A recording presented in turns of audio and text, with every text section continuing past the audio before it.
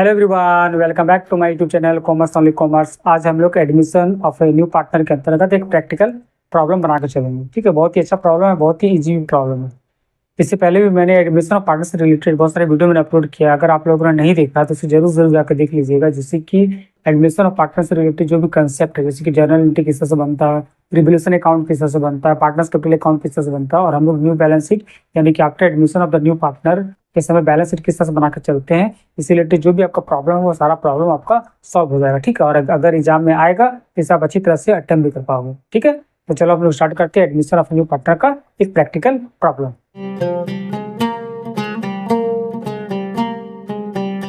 तो चलिए as usual सबसे पहले हम लोग क्वेश्चन को रीड कर लेते हैं, क्योंकि कहा जाता है कि क्वेश्चन में ही आंसर छिपा हुआ होता है। ठीक है, तो क्वेश्चन क्या है वो हम लोग देख लेते हैं। A and B are equal partners, their balance sheet as on 31 December 2014 was as follow. Creditor क्या है, क्रेडिटर बिजर दे दिया, रिजर्व 10,000, कैपिटल जो है ए का 25,000, बी का जो है वो 20,000 दे दिया। टोटल ये मेरा बैलेंस शीट में जो है वो 75,000 है। कैश 5,000 है, सन्डी डेटा 20,000 है, स्टॉक जो है वो 15,000 है, फर्नीचर 10,000 है, लैंड बिल्डिंग 25,000। ये टोटल मेरा 75,000 हो गया। ये मेरा ओल्ड बैलेंस शीट है। ठीक है, पार्टनर लोग कौन है, ए और बी है, और इन लोग का जो ओल्ड रेशियो है वो इक्वल पार्टनर यानी 1:1 के हिसाब से ये लोग डिस्ट्रीब्यूट करके चलता है। उसके बाद क्या हो रहा है, C is admitted into for 1/4 share. नया पार्टनर सी आ रहा है और उसको 1/4 शेयर दिया जा रहा है। ठीक है, उसके लिए वो क्या कर रहा है, C bring ₹20,000 as capital. C जो है वो 20,000 कैपिटल लेके आ रहा है, but he is unable to bring his share of goodwill ₹4,000 in cash. लेकिन वो गुडविल का अमाउंट को कैश में लाने में अनेबल है, असमर्थ है। और क्या बोला, no goodwill account is raised. अब गुडविल अकाउंट को हमको रेज्ड भी नहीं करके चलना है। इसका मतलब क्या होता है, इसका मतलब तो यही होता है कि हमको जो नया पार्टनर जो कैपिटल लेके आ रहा है 20,000 रुपया, उस 20,000 में 4,000 रुपये हम लोग गुडविल मान के चलेंगे और 16,000 रुपये जो है उसका हम लोग कैपिटल मान के चलेंगे। यही नियम होता है। उससे भी क्या बोला, फर्नीचर डिप्रिसिएट बाय 10%। फर्नीचर जो है वो 10% डिप्रिसिएट हुआ है, चलो अच्छी बात है। And 5% reserve for bad debt करके चलना है। Land building appreciated by 20%। Land building जो है वो 20% मेरा एप्रिसिएट होगा। ठीक है, तो सबसे पहले हम लोग क्या करेंगे कि जो मेरा एसेट का जो रिवैल्यूएशन हो रहा है, एसेट या लायबिलिटीज का जो हम लोग रिवैल्यूएशन करके चलते हैं, तो जब भी रिवैल्यूएशन होता है यानी कि जब भी एसेट और लायबिलिटीज का रिवैल्यूएशन होता है तो हम लोग क्या करते हैं कि रिवैल्यूएशन अकाउंट बना के चलते हैं। तो रिवैल्यूएशन अकाउंट है, बोला कि फर्नीचर डिप्रिसिएट बाय 10%। फर्नीचर मेरा डिप्रिसिएट हो रहा है 10%, लेकिन घट रहा है, तो 10% फर्नीचर मेरा कितना दे रहा था, फर्नीचर मेरा 10,000 दिया, तो 10,000 का 10% कितना होता है, 1,000 रुपया। फर्नीचर मेरा घट गया, तो जब घट गया तो वो क्या होता है, रिवैल्यूएशन अकाउंट का डेबिट साइड में जाता है।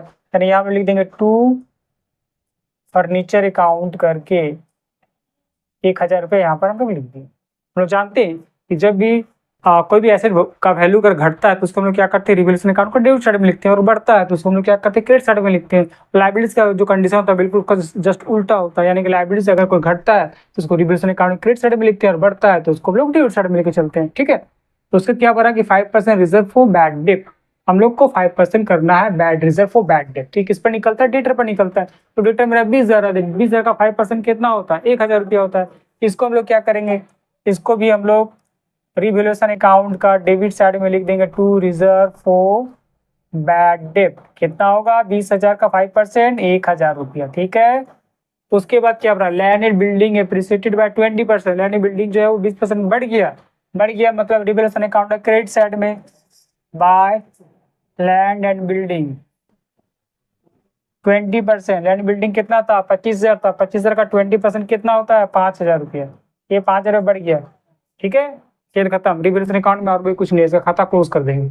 उसके बाद फिर क्या बता रहा, पार्टनर्स कैपिटल में आना। पार्टनर्स कैपिटल में सबसे पहले हम लोग क्या करेंगे कि क्रेडिट साइड को पकड़ेंगे, और सबसे पहले हम लोग यहाँ लिखेंगे बाय बैलेंस BD। ये बाय बैलेंस BD मतलब ए और बी का कैपिटल लिखना है। तो कौन सा कैपिटल लिखना है, जो पुराना बैलेंस शीट में दिया हुआ 25 और 20, यही हम लोग को लेके चलना पड़ता है। तो ए का क्या लिखेंगे 25,000, और बी का क्या लिखेंगे 20,000। सी का कहाँ गया, सी लेके आ रहा है 20,000 रुपया। इसको क्या करेंगे, बाय कैश करके लिख दिए 20,000 रुपया सी का खाता में। ठीक है, उसके क्या बना, but is unable to bring his share of goodwill ₹4,000 ही कैश। ये 4,000 तो लेके नहीं आ रहा। ठीक है, तो पार्टनर को तो कुछ ना कुछ चाहिए, पार्टनर तो सेक्रीफाई कर रहा है। सेक्रीफाई करने के लिए क्या करना पड़ेगा कि उसको तो गुडविल मिलना चाहिए। तो 4,000 का जो गुडविल है उसको हम लोग क्या करते हैं, कैपिटल से हम लोग डिडक्ट करके चलते हैं। तो हम लोग क्या करेंगे, गुडविल जो होता है नॉर्मली क्या करेंगे, हम लोग सेक्रीफिकेशन रेशियो के हिसाब से निकाल देंगे। तो इन लोगों का ओल्ड रेशियो कितना दे रहा है, 1:1 दे रहा है। और न्यू पार्टनर का न्यू रेशियो 1/4 दे रहा। तो मैंने बताया था कि जब भी कोई ऐसा कंडीशन होता है तो ओल्ड रेशियो जो होता है वही उन लोगों का सिग्निफिकेशन रेशियो भी होता है। तो 4,000 है, 4,000 का मतलब क्या कि ए को 2,000 और बी को भी 2,000 मिलेगी। यानी कि यहाँ पर हम लोग क्या लिखेंगे, यहाँ पर आप प्रीमियम और गुडविल नहीं लिखना बल्कि सीज कैपिटल करके लिखना। सीज कैपिटल करके यहाँ लिख देंगे ए का खाता में 2,000 और बी का खाता में भी 2,000। उसके बाद इसका पूंजी से हम लोग माइनस करेंगे, यहाँ लिखेंगे 2 एज कैपिटल।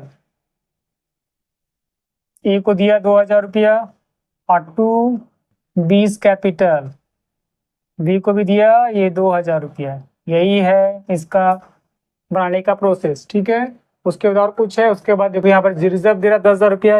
ये रिजर्व भी हम लोग क्या करते हैं कि ओल्ड पार्टनर में ओल्ड रेशियो के हिसाब से बांट देंगे। तो इक्वल पार्टनर है तो 10,000 का इक्वल मतलब कितना, ये 5,000, ये 5,000 हो गया, ठीक है। उसके बाद और कुछ है नहीं है। अब हम लोग खाता क्लोज करते हैं रिवैल्यूएशन अकाउंट का। रिवैल्यूएशन अकाउंट मेरा आया क्रेडिट साइड में 5,000 रुपया और डेबिट साइड में सिर्फ 2,000 रुपया। इसका मतलब क्या है कि 3,000 रुपया प्रॉफिट है। और ये प्रॉफिट जो है वो पार्टनर्स कैपिटल में हम लोग क्या करते हैं, ओल्ड रेशियो के हिसाब से बांट देंगे। 3,000 रुपया आया और 3,000 रुपया ए और बी में बांट देना है, यानी कि हाफ हाफ, 1,500 ए को और 1,500 बी को। इसको हम लोग क्या करेंगे, हमको पार्टनर्स कैपिटल का क्रेडिट साइड में लिखना है बाय रिवैल्यूएशन अकाउंट करके ए को 1,500 रुपया और बी को भी 1,500 रुपया दे दी। बस काम खत्म। अब हम लोग को पार्टनर्स कैपिटल का खाता क्लोज कर देना है, ठीक है। अब जो मेरा आएगा वो मेरा बैलेंस शीट फिगर होगा। जैसे सी का कितना, सी का 20,000 रुपया दिया, सी का 20,000 रुपया लिख दिए, यहाँ पे 20,000 रुपया लिख दिए। 20 में 4 गया तो कितना बचा, 16,000 बचा। यहाँ लिख देंगे हम लोग टू बैलेंस सी डी करके सी का खाता में 16,000 रुपया लिख दिए। बी का कितना रहा, 20 2 22, 22 5 27, 27 1 28,500 रुपया। यहाँ भी लिख देंगे हम लोग 28,500 रुपया और बी का बैलेंस भी 28,500 रुपया ही होगा। उसी तरह से ए का कितना होगा, ए का था 25 है, 2 27, 27 5 32, 32 1 33,500 रुपया। यहाँ भी लिख देंगे 33,500 रुपया और इन लोग का जो बैलेंस आएगा 33,500 रुपया, यहाँ भी लिख देंगे। यानी ए का जो कैपिटल हो गया वो 33,500 हो गया, बी का 28,500 और सी का जो है वो 16,000 हो गया। अब हम लोग क्या करेंगे कि बैलेंस शीट बना के चलेंगे। सबसे पहले क्या दिया, क्रेडिटर के बारे में कोई भी चेंजिंग या कुछ नहीं हुआ तो जितना दिया वो उतना ही हम लोग कर देंगे। यानी क्रेडिटर्स को हम लोग कितना लिख देंगे, 20,000 रुपये। ये 20,000 रुपये हम लोग यहाँ पर लिख दिए। रिजर्व को तो बांट दिए हम लोग ओल्ड पार्टनरों में, तो कल खत्म हो गया, उसका छोड़ देंगे। कैपिटल अकाउंट्स लिखना है, ए का कितना, बी का कितना और सी का कितना। ये जो बैलेंसिंग फिगर आया पार्टनर्स कैपिटल का, जो बैलेंसिंग फिगर आया था 33,500 रुपया ए का, 33,500 रुपया ए का, 28,500 रुपया बी का और ये 16,000 जो है वो सी का है। तो कितना हो गया, 5 के 10, हाथ में लगा 1, 11 17 का 18 के 8 में लगा 1, 6 6 7, ये 7,000 हो गई, यानी कि 78,000 रुपीज, ठीक है। उसके बाद हम लोग को अब एसेट साइड में देखना है। एसेट मेरा था कितना, कैश है। कैश हमेशा ध्यान में देना है। कैसे ध्यान में देना भैया, कैश 5,000 रुपया था, हाँ सर था। तो 20,000 रुपया तो सी लेके आया तो कैश तो बढ़ जाएगा, कितना हो जाएगा, 25,000 रुपया होगा ना, हाँ सर हो जाएगा। तो लिख दो 25,000 रुपया, ये हो गया 25,000 रुपया। उसके बाद सन्डी डेटर मेरा कितना था, 20,000 सन्डी डेटर्स था। तो क्या मेरा सन्डी डेटर 20,000 ही होगा या घटेगा कि बढ़ेगा। यहाँ पर बता दिया था कि रिजर्व को बैड डेट 1,000 किया है तो 20 में 1 चला गया तो कितना बचा, 19,000 रुपये बचेगा ना, ये 19,000 रुपये लिखेंगे, ठीक है। उसके बाद स्टॉक 15,000 था। स्टॉक के बारे में कुछ चेंजिंग, कोई चेंजिंग नहीं, तो जितना था उतने लिख दो। स्टॉक को 15,000 रुपये हम लोग यहाँ पर लिख दिए, ठीक है। उसके बाद फर्नीचर मेरा 10,000 दिया हुआ था ओल्ड बैलेंस शीट में, उसमें क्या हुआ, घटा कि बढ़ा है।